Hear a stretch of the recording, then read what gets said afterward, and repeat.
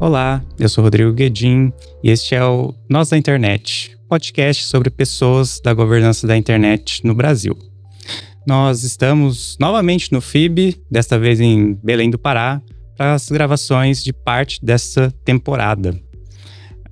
Vamos conversar com quem constrói, com quem debate, com quem transforma a governança da internet no Brasil e de uma cidade incrível, muita coisa legal, muita comida boa. Belém tem sido muito generosa com a gente. O Nós da Internet, você já sabe, mas sempre bom reforçar, está disponível em todas as plataformas de podcasts e, caso você prefira vídeo, no YouTube e no Spotify também. Hoje a gente conversa com a Bia Barbosa. Ela é jornalista, especialista em direitos humanos pela USP e mestre em políticas públicas pela Fundação Getúlio Vargas. Bia é coordenadora de incidência da Repórteres Sem Fronteira para a América Latina, representante da sociedade civil no CGI.br desde 2020, integrante do Direito à Comunicação e Democracia, DIRACOM, e da coalizão Direitos na Rede. Já fez trabalhos para a Editora Abril, a Agência Carta Maior, Al Jazeera, Câmara dos Deputados, Intervozes, Rádio França Internacional e Unesco. É coautora dos livros A Sociedade Ocupa a TV, A Quem Pertence o Corpo da Mulher, Fake News, Como as Plataformas Não Enfrentam a Desinformação, entre outros. Bem-vinda ao Nós da Internet, Bia. Obrigada, Rodrigo. Muito feliz de estar aqui com vocês. Feliz de estar em Belém mais uma vez. Faço minhas as suas palavras sobre quão incrível a gente estar aqui no meio da Amazônia discutindo internet. Muito bom. Muito bom mesmo. Bia, a gente nota pela sua história que você sempre teve uma ligação muito forte com uma comunicação, com o direito à comunicação. De onde veio esse interesse? Bom, eu, quando resolvi que eu ia estudar jornalismo, eu não imaginava que eu ia virar uma militante do direito à comunicação. Eu queria ser uma jornalista tradicional, assim. Meu sonho, inclusive, era ser jornalista de guerra. Depois a gente pode contar essa história depois. Mas, no meio da universidade, eu comecei a militar no movimento estudantil. Comecei a me engajar muito numa luta, isso no final dos anos 90, pela democratização dos meios de comunicação. O Brasil é um dos países que tem uma maior concentração na propriedade da mídia. Apesar da gente ter uma diversidade grande, a internet foi fundamental, inclusive, para diversificar as iniciativas jornalísticas no ambiente digital. A gente ainda tem grandes grupos de comunicação controlando a mídia no Brasil. Então eu fui centro acadêmico, diretório de estudantes, eu fui militar na USP no movimento estudantil pela democratização da comunicação. E aí, num determinado momento, a gente passou a fazer uma reflexão que não bastava só a gente ampliar o número de atores que estavam no ambiente midiático. A gente precisava pautar isso a partir de uma perspectiva de um direito. E vai além do direito à liberdade de expressão, que é o direito que a gente tem de vir aqui, falar o que a gente pensa, discutir, mas que é o direito da gente participar em condições plurais e diversas do debate público, de uma maneira efetivamente democrática. É um direito que é individual, mas ele é coletivo também. E a partir daí, várias organizações aqui no Brasil passaram a reafirmar e a afirmar em diálogo com discussões internacionais sobre o tema, o direito à comunicação, que é exatamente esse direito não só de você poder exercer a sua liberdade de expressão, mas dessa diversidade de vozes, de visões, de opiniões, encontrar espaço na esfera pública midiática de debate, no debate público. E acho que a internet depois veio mostrar isso muito bem pra gente. O difícil na internet não é você poder falar, é como que você vai ser ouvido, né? É uma disputa, inclusive, não só pela questão da economia da atenção, mas o quanto de informação que está circulando ali, o quanto que de fato essa informação está chegando e está influenciando e tendo condições de chegar para o conjunto da sociedade para alimentar um debate público plural e diverso. Então, eu comecei a militar pelo direito à comunicação.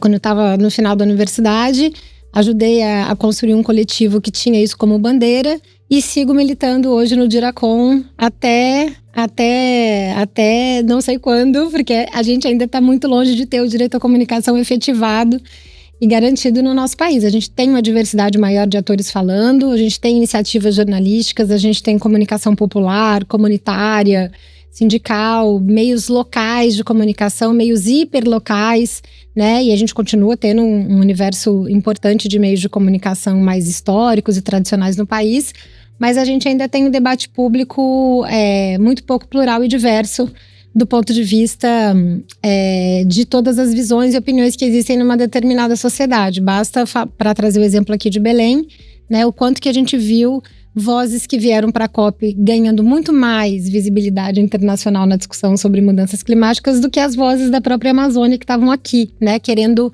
inclusive, participar desse debate.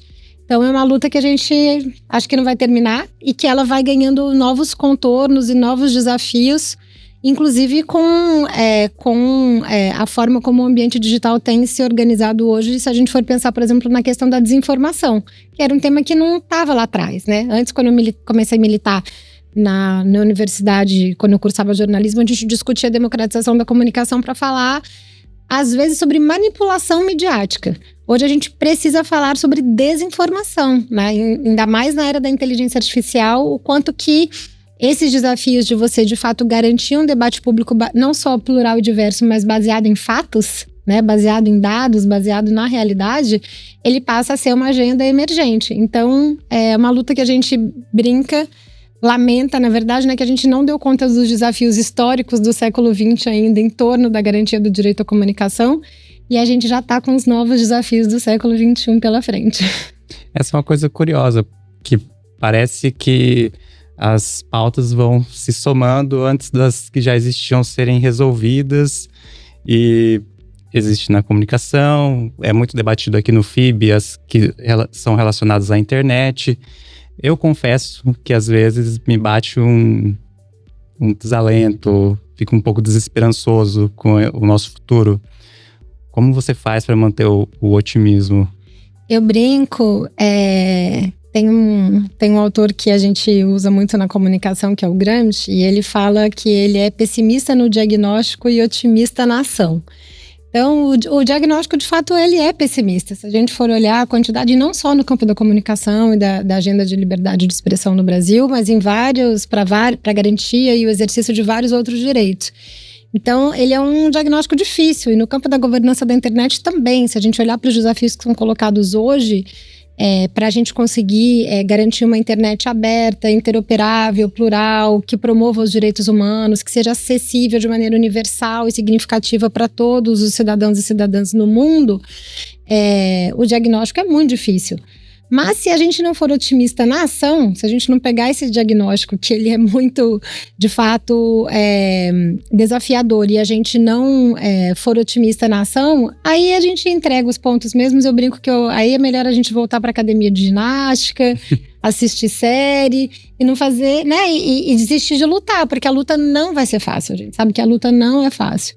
Mas tem outra frase que eu gosto muito, que é assim: só perde a luta quem desiste de lutar.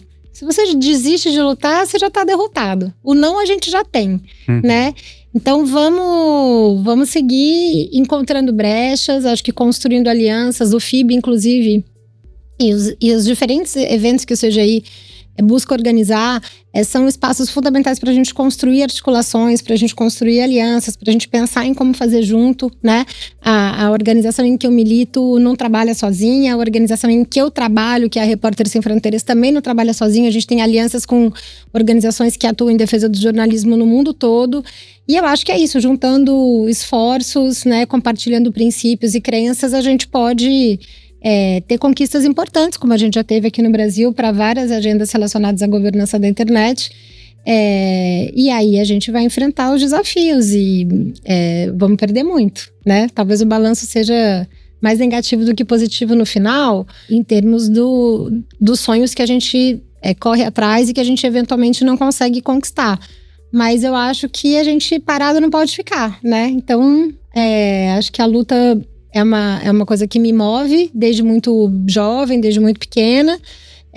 Não me imagino numa vida sem militância. Então, e o CGI também é um espaço fundamental para isso, para a gente poder defender os nossos direitos. E eu fico muito honrada de poder estar aqui, não só conversando com vocês, mas trazendo um pouco dessas discussões que a gente faz no âmbito da sociedade civil, do terceiro setor, para esse ambiente que é tão importante desse debate multissetorial do CGI.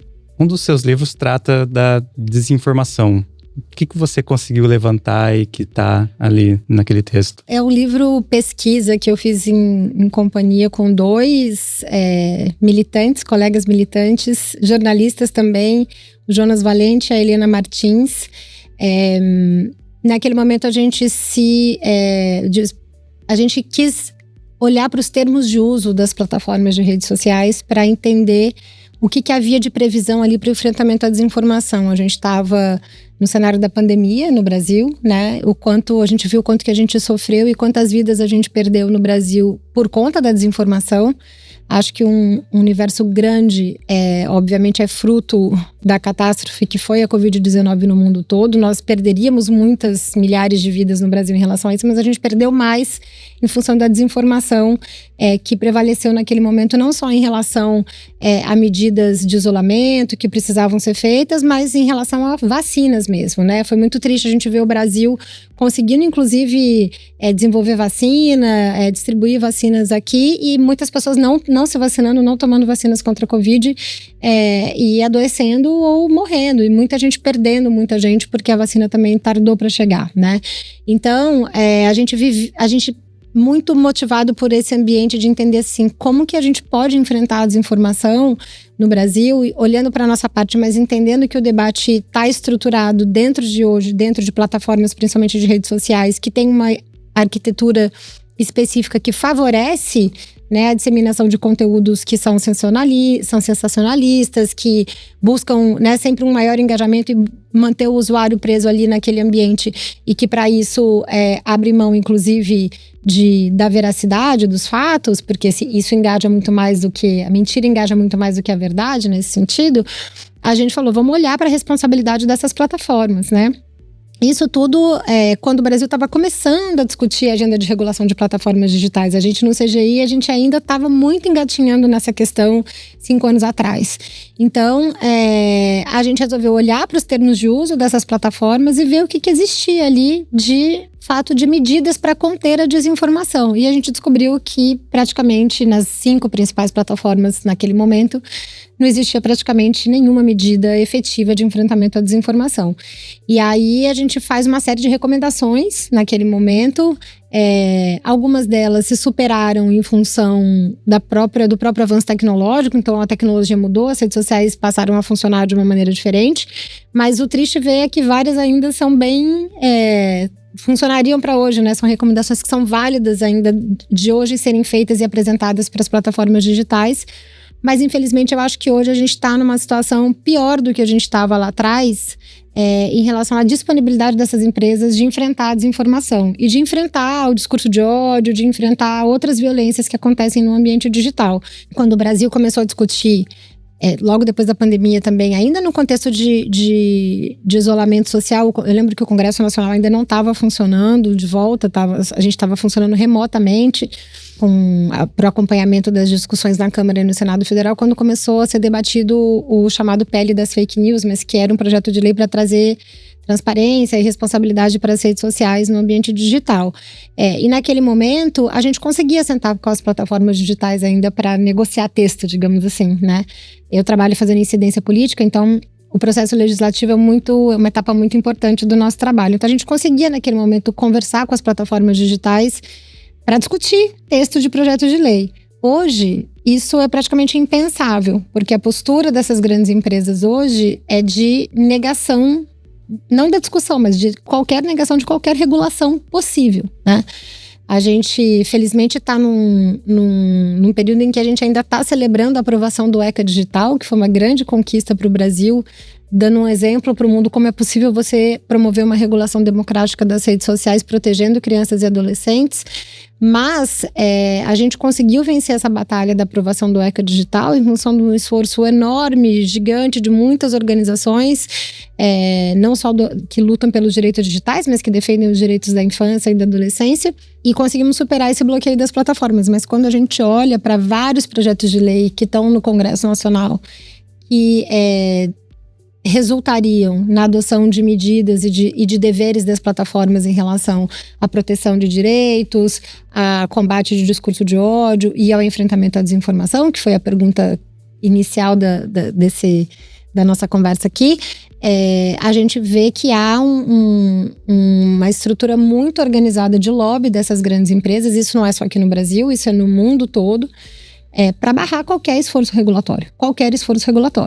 Então faz-se um discurso de que, olha, precisa ter cuidado porque essas plataformas não podem ser ultra reguladas porque isso vai coibir a inovação. O mesmo discurso que está sendo feito, por exemplo, agora na discussão de regulação da inteligência artificial no Congresso Nacional. Mas, na verdade, o esforço é para impedir qualquer avanço regulatório. E isso começou a ser percebido por vários de nós e pelos próprios parlamentares que defendiam essas agendas dentro do Congresso Nacional durante essa discussão do PL das fake news, do PL 2630.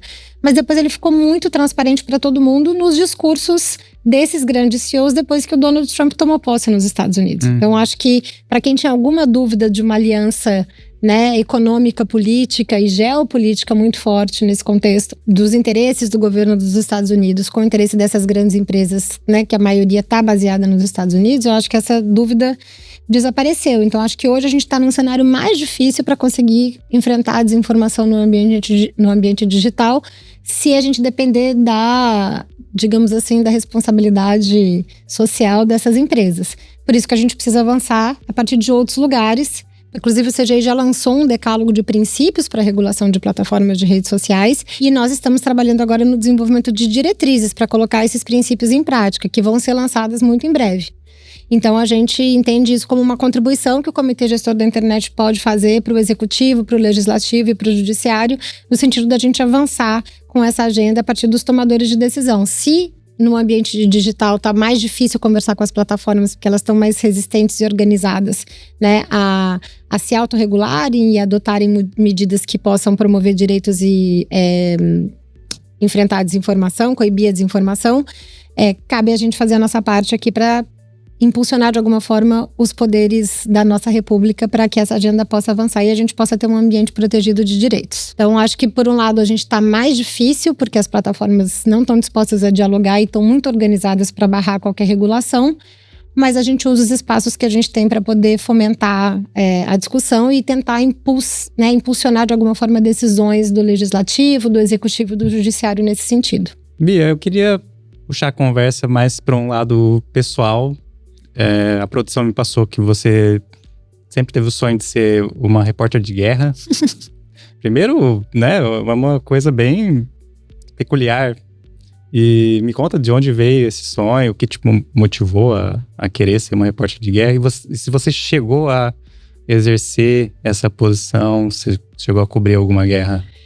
Então, eu quando estava pensando, na minha adolescência, o que eu ia fazer quando eu crescesse... Eu assistia muito, sempre gostei de assistir muito noticiário e teve a guerra do Iraque, E aí, naquele momento, eu pensei, eu acho que eu quero fazer isso profissionalmente. A guerra veio logo depois que eu tinha me formado e eu ainda estava vendo o que eu ia fazer, que carreira que eu queria desenvolver, Então, eu tive essa vontade. Eu tive a oportunidade de cobrir, não profissionalmente, mas eu tive na guerra de Angola, quando Angola estava atravessando uma guerra civil que durou quase 30 anos no país, desde a independência de Portugal. No final dos anos 60, Angola, logo depois da independência de Portugal, passou a atravessar um processo de guerra civil, de conflito interno. Então, expulsamos o colonizador e aí vamos disputar internamente quem que vai tomar conta do país. E quase 30 anos depois ali desse conflito acontecendo, eu tive a oportunidade de ir para Angola. Eu estava concluindo a universidade naquela época e fui fazer meu trabalho de conclusão de curso. Então eu não era uma jornalista formada, por isso que eu digo que eu não cobri profissionalmente uma guerra. Mas eu passei mais de um mês em Angola, visitando principalmente campos de refugiados pelo país. E olhando para essa realidade, olhando para o impacto da guerra para as pessoas, para a população civil, que não tinha nada a ver com aquilo e que já estava ali na sua terceira década de sofrimento e sofrendo as consequências de um conflito armado. Depois, eu não tive a oportunidade de ir para outras regiões de conflito profissionalmente, como jornalista. comecei a trabalhar em redação e em paralelo, fazer minha militância pelo direito à comunicação. E fui construindo a minha carreira jornalística muito mais voltada para a área de cobertura de direitos humanos, entendendo esse um pouco a linha que eu iria seguir na minha carreira. E como eu comentei no começo da nossa conversa que a militância e o engajamento e a luta por direitos no Brasil sempre foi uma prioridade muito grande para mim, eu achei que isso não ia ser compatível com virar uma jornalista de guerra que, na verdade, ia me deixar fora do Brasil boa parte do tempo. E é uma profissão, é uma área dentro do jornalismo que exige uma dedicação enorme, né, para os trabalhadores da imprensa que vão para esses locais. Então eu acabei me distanciando disso. Mas 5 anos atrás, de alguma maneira, eu me reencontrei com essa paixão de novo quando eu comecei a trabalhar na Repórteres Sem Fronteiras. A Repórteres Sem Fronteiras é uma organização internacional que tem 40 anos. Foi fundada na França, é uma organização irmã dos Médicos Sem Fronteiras. E ela nasce justamente para dar visibilidade para situações de cobertura em regiões de conflito. Ela nasce para proteger e para apoiar jornalistas que estavam naquele momento cobrindo guerras pelo mundo todo ou atuando em regiões de conflito, entendendo que se você não tem um jornalista ali, a sociedade não sabe o que está acontecendo ali, né? Inclusive não fica sabendo dos crimes de guerra. A Repórteres Sem Fronteiras nasce 40 anos atrás na França com esse objetivo, mas ela, nesses 40 anos, ela evolui muito para se transformar numa organização que hoje provê e apoia jornalistas que estão em zonas de conflito, mas não só de guerra. Então é por isso que a gente tem, por exemplo, um escritório aqui no Brasil que olha para a América Latina, porque a gente tem vários países da América Latina que vivem situações de conflito muito intenso. O México, por exemplo, é um dos países sem uma guerra oficial instaurada que mais mata jornalista todos os anos. A gente está aqui muito perto da nossa realidade. A gente está aqui na Amazônia, onde o Don Phillips, que é um jornalista britânico, foi assassinado, né? Por denunciar crimes ambientais. Isso também é fazer jornalismo em zonas de conflito, né? Não precisa ser um conflito tradicional, como a gente fala, de uma guerra.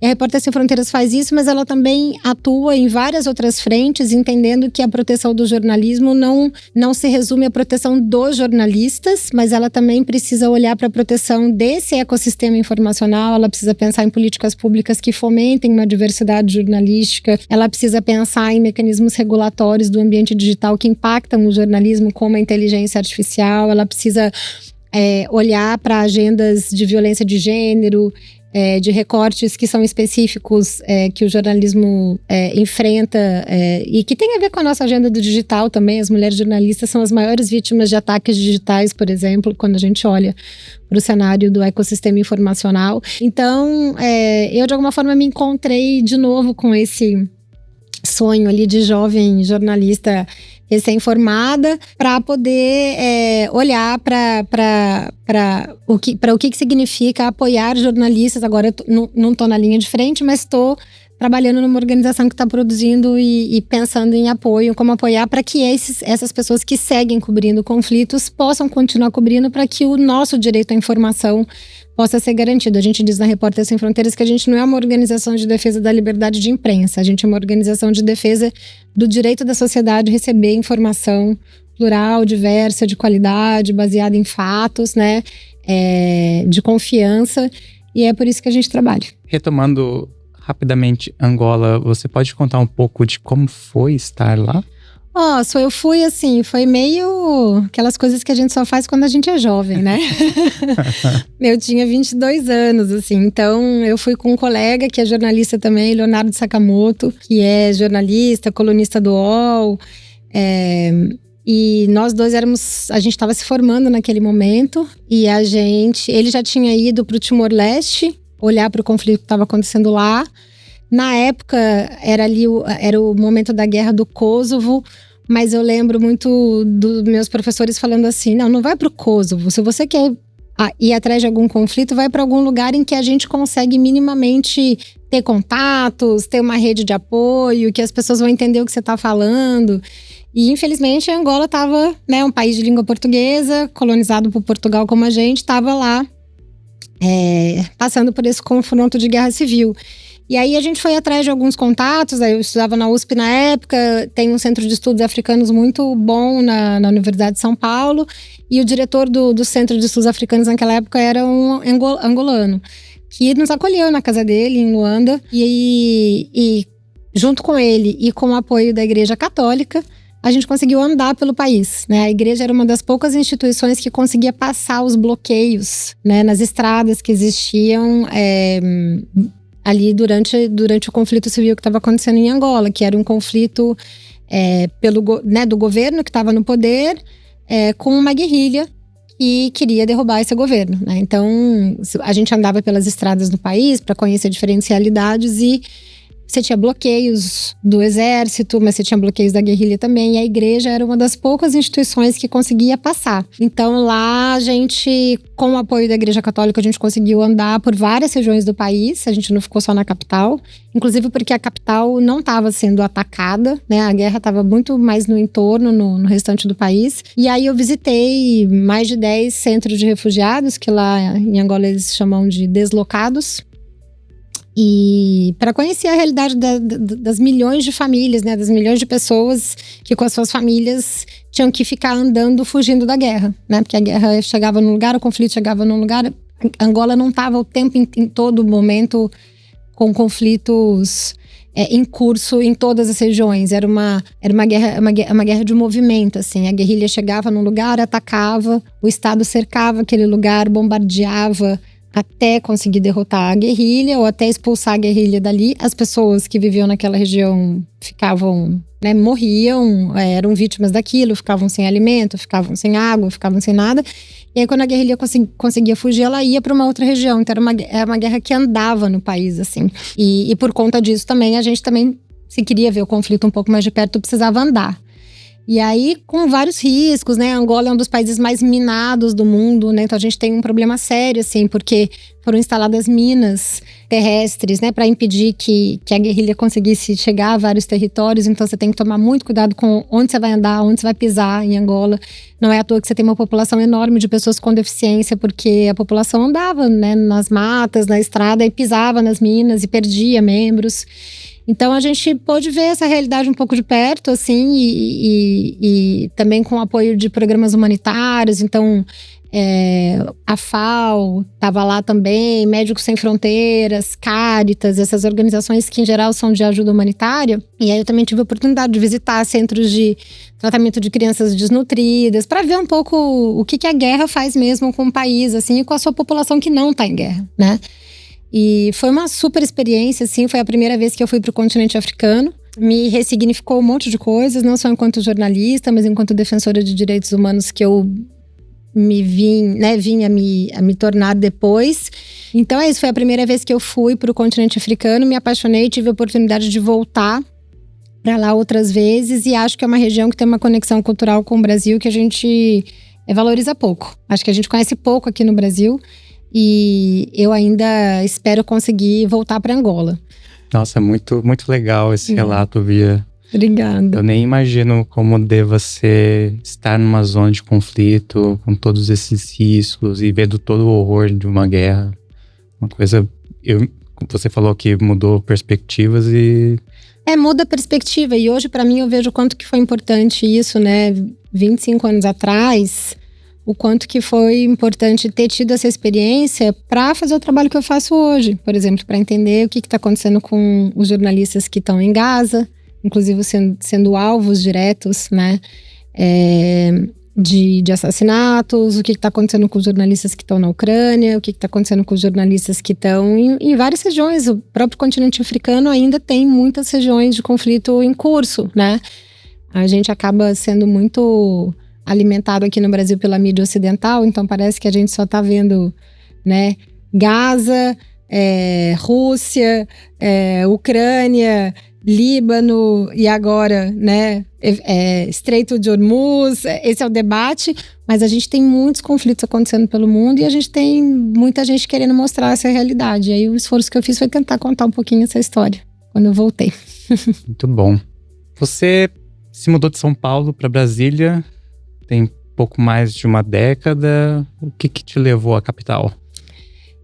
Na época eu trabalhava no Intervozes, que é uma organização da sociedade civil que eu ajudei a construir logo depois que eu me formei. E o Intervozes tem um trabalho de acompanhamento das políticas públicas. não só do Executivo Federal, mas do Legislativo, do Judiciário. E eu tinha acabado de terminar o meu mestrado em 2012, ia começar um trabalho novo, assim. Eu tinha saído do trabalho anterior para fazer o sanduíche do meu mestrado, e aí eu ia procurar um novo trabalho. E aí, coincidentemente, abriu uma vaga para trabalho de incidência, que era uma coisa que eu nunca tinha feito. Explica para nós, acho que não é muito claro. Incidência. Não sei o que é incidência nesse contexto. Incidência, tem gente que chama de advocacy. Ah, sim. Esse termo eu conheço. Que é mais conhecido. É que eu evito os anglicismos, então... ótimo saber que existe uma tradução.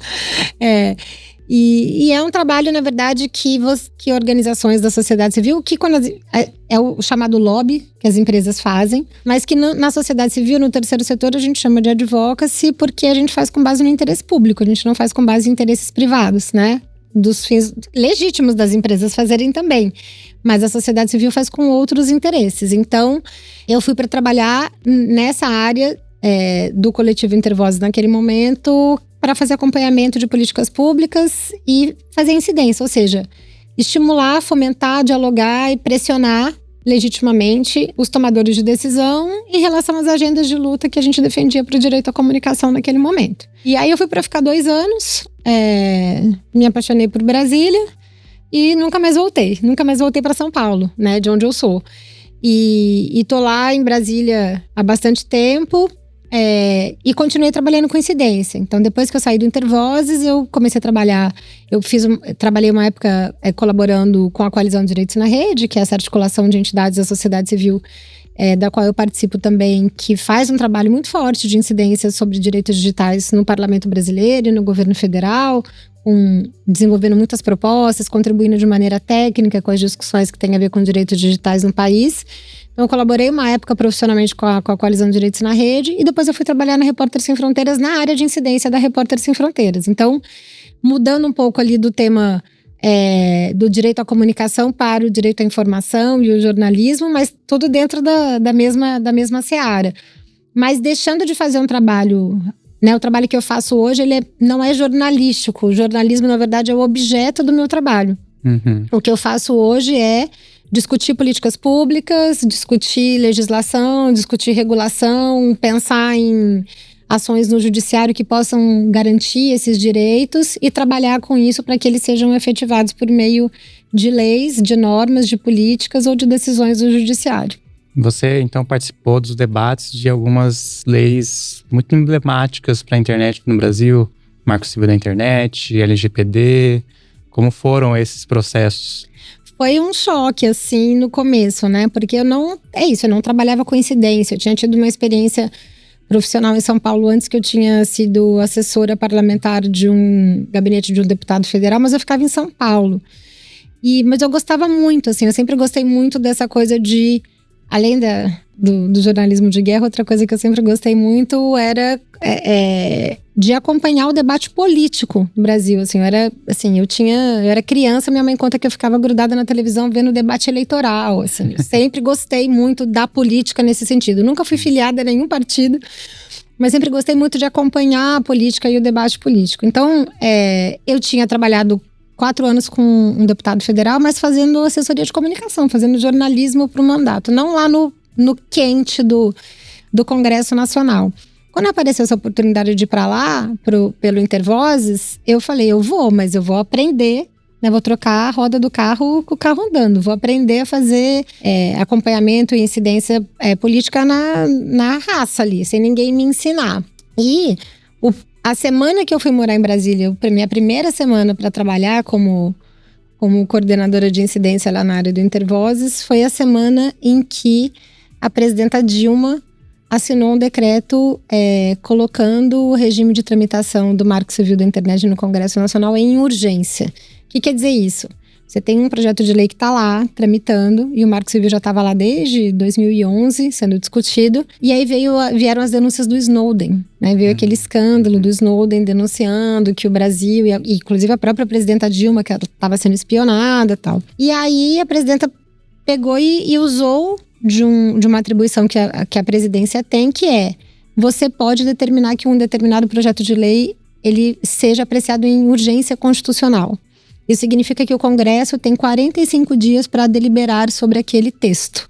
O Congresso não pode sentar em cima daquela proposta, como senta em cima de propostas importantes muitas vezes. E aí, se o Congresso não vota em 45 dias, o Congresso não pode votar mais nada. Ele tem 45 dias para votar, e senão ele não pode aprovar mais nada. Você trava o Congresso. Você trava, inclusive, orçamento, emendas parlamentares, você trava tudo.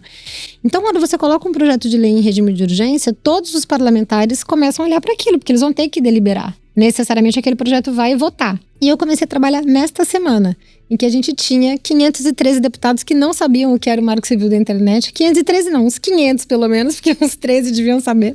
500 deputados que não sabiam o que era o Marco Civil da Internet, que queriam falar que raio é esse, o que eu tenho que fazer, o que tá em jogo, qual é a disputa. E eu fui jogada ali na cova dos leões, literalmente, nesta primeira semana Primeira semana tranquila. Traduzir, né?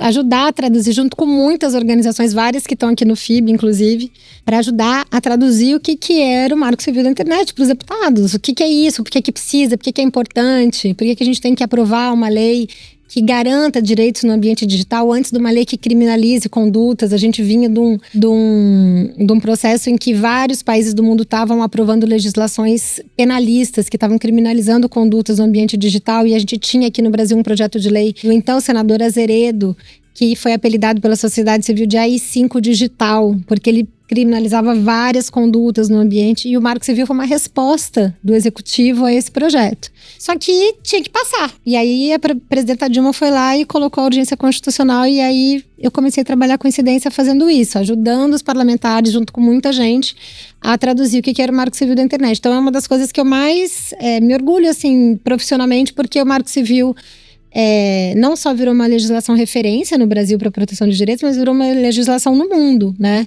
E o Comitê Gestor da Internet foi fundamental para isso, porque o Marco Civil dialoga muito com o decálogo de princípios para o uso e desenvolvimento da internet que o CGI desenvolveu. Então, eu fico muito feliz de hoje estar no CGI. Na época eu não estava, né? Eu era uma militante.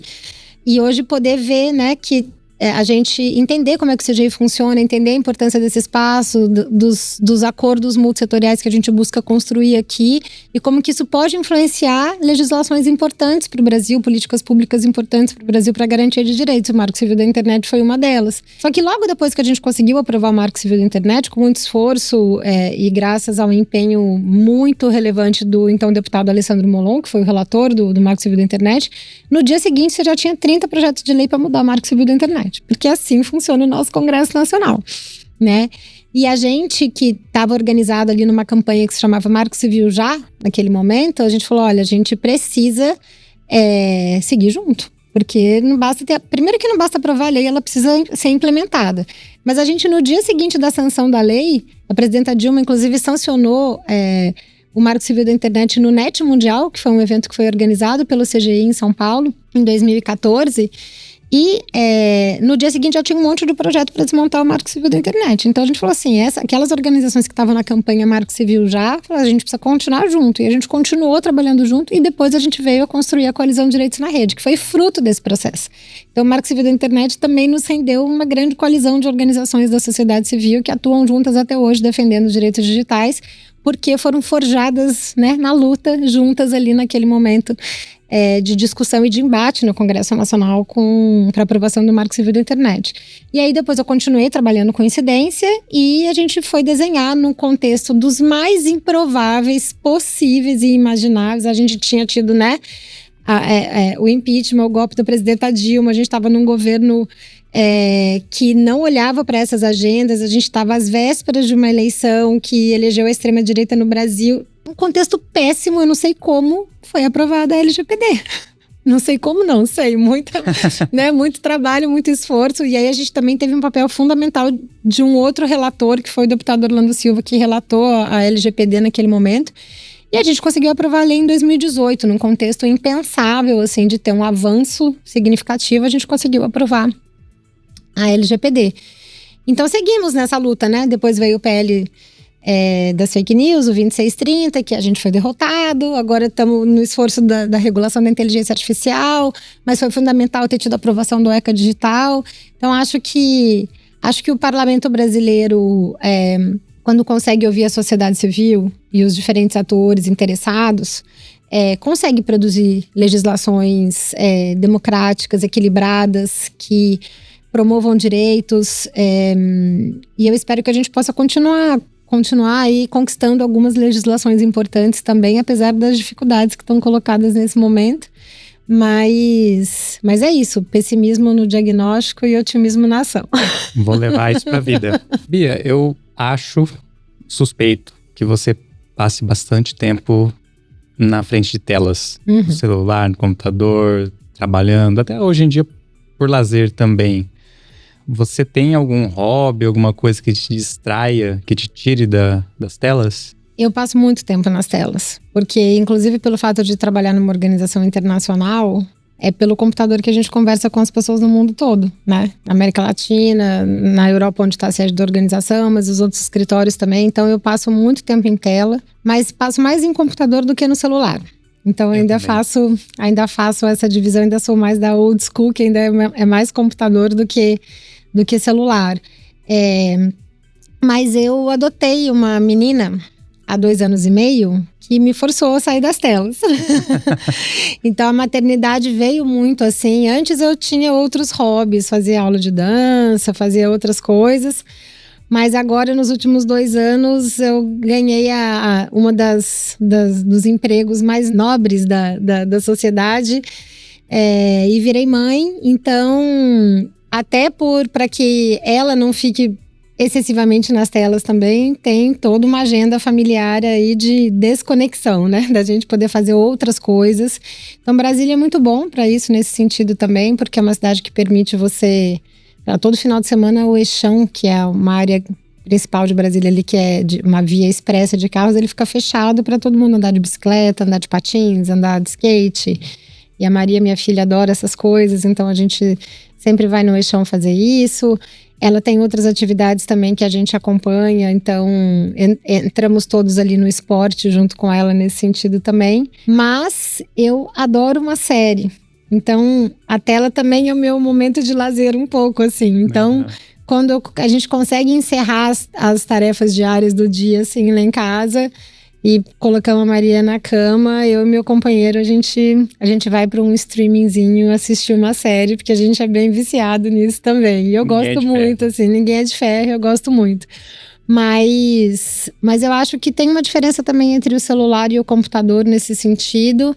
Eu tenho controlado cada vez mais o tempo que eu passo em rede social. Eu não entro em rede social durante o dia, assim.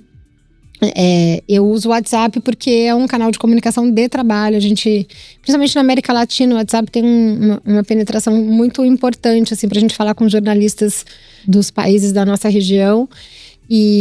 Mas eu entro em rede social, assim, tarde da noite, para ver alguma coisa, me atualizar um pouco. Eu ainda tenho meu perfil na rede social que eu sigo, mais bem fechado, assim, então não é uma conta aberta.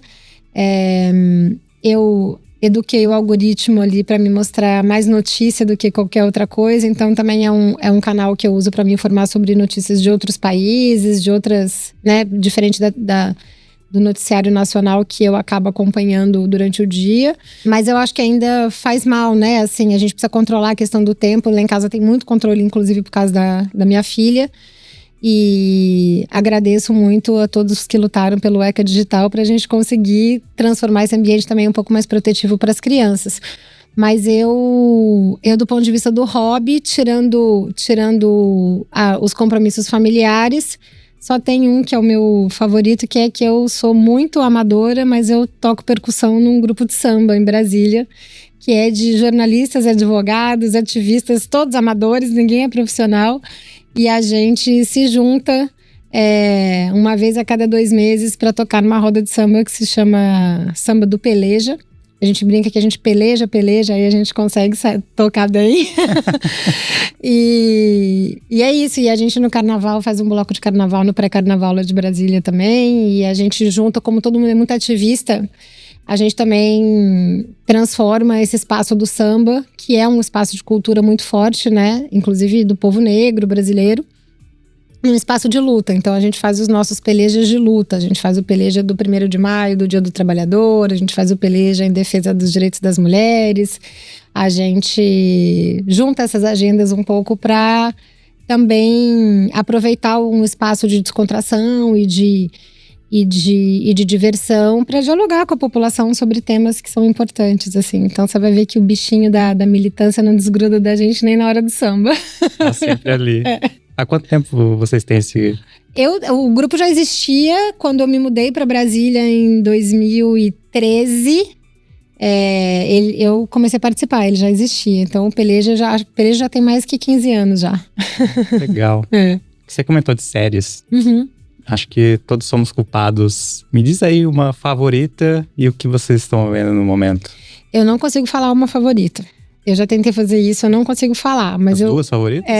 Eu gosto muito de séries que tem a ver ou com a política, né, com os temas que eu trabalho, ou que tem a ver com disputa de poder, mesmo que não seja essa política tradicional, assim. Então, sei lá, não pode ser um House of Cards, que fala da política tradicional, mas pode ser um Game of Thrones, que é a disputa lá, né, por reinos, cortar cabeça, dragões, queimar as coisas. O pessoal era mais dramático.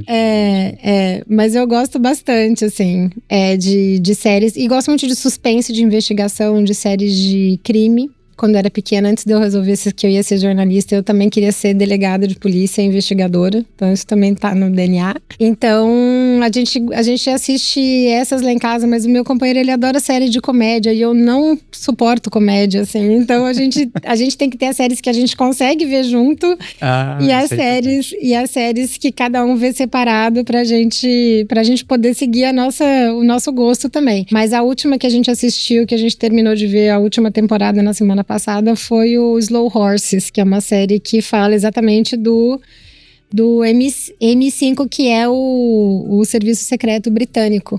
E aí é uma série bem interessante, que eles têm duas categorias de agentes investigadores do serviço secreto britânico. Tem os de alto escalão e tem os Slow Horses, que são os pangarés. Que são os agentes relegados, assim, mas que fazem coisas incríveis. Então é uma série bem interessante de assistir. A gente gosta bem, a gente viu a última temporada na semana passada. Legal, essa eu já ouvi falar, mas não assisti. Vou colocar na minha lista. Faltou algum tema ou algum recado que você queria deixar para os nossos espectadores e ouvintes? Eu quero, na verdade, fazer um convite. E não é um merchan, é um convite para todo mundo que está ouvindo. Fica à vontade. A gente está no FIB, eu acho que o Comitê Gestor da Internet preza muito por esse espaço e entende que é fundamental a gente manter encontros da comunidade de governança da internet, manter o programa IUF, que busca trazer jovens para a governança da internet, porque a gente entende que quanto mais vozes forem ouvidas no ambiente que está pensando diretrizes para o uso e funcionamento da internet, quanto mais permeável o Comitê Gestor da Internet for também para pensar as suas diretrizes, mais inclusiva e mais diversa, mais plural a internet do Brasil vai ser. Então é fazer um convite para todo mundo que está ouvindo a gente, não só para participar do FIB, mas para se engajar em diferentes agendas que existem da governança da internet. Procurar o CGI e o NIC tem uma lista enorme de eventos, de cursos ao longo do ano. Tudo isso está disponível no site do CGI, as pessoas podem consultar e participar. Então é fazer um convite para virem para a comunidade de governança da internet, para que a gente consiga fazê-la cada vez mais diversa, mais plural, que a gente consiga sair dos grandes centros, que a gente consiga ter outras vozes se expressando sobre isso também. E a gente, do Comitê Gestor da Internet, a gente tenta abrir esses espaços, mas a gente quer muito que vocês também empurrem essas portas para que a gente possa ser... De fato, o Brasil, ele é uma comunidade de governança da internet muito rica, muito diversa, muito ativa, muito participativa. Quando a gente vai para os fóruns de governança da internet da ONU, por exemplo, em diferentes países, a delegação brasileira não é só a mais animada e mais festiva, mas é a que propõe muitas atividades, muitos debates, está participando. E a gente quer manter isso vivo e a gente precisa, né? Se a gente quer uma internet de direitos, mesmo no país, é fundamental que ela não seja pensada, governada, regulada por especialistas, por quem está diretamente em contato com aquela agenda, mas ela precisa ser vista como um direito fundamental. A gente precisa entender a internet como um bem público da nossa sociedade, o acesso à internet precisa ser universalizado, o debate público precisa contar com todas as vozes. Então fazer esse convite para quem está ouvindo ou ouvendo o podcast, se engajar nessas discussões também. Foi a época em que internet era tema de especialista. ela está permeando a nossa vida em todos os espaços, né? Na saúde, na corrida, né? No lazer, no esporte, na informação, no trabalho, no acesso aos serviços públicos, né? Com os governos eletrônicos. Então, esse espaço precisa ser de todo mundo. Então, deixar esse convite para todo mundo se engajar e acompanhar por meio das redes do CGI, do NIC, tudo que está acontecendo e empurrar essa porta para que sejamos cada vez mais gente aqui dentro. Muito bom. A conversa foi ótima, Bia. Obrigado. Obrigada a vocês. O Nós da Internet está disponível em todos os aplicativos de podcasts. Caso você preferir em vídeo, também no YouTube e no Spotify. A Bia já fez o convite, eu reforço. Acompanhe as redes sociais do nick.br. Os links estão na descrição deste podcast e também no site nick.br, assim mesmo, sem .com. O Nós da Internet é mais uma iniciativa do nick.br, proporcionada pelo registro de domínios.br. Se você ainda não tem o seu, registre-o. Obrigado pela companhia e até a próxima entrevista.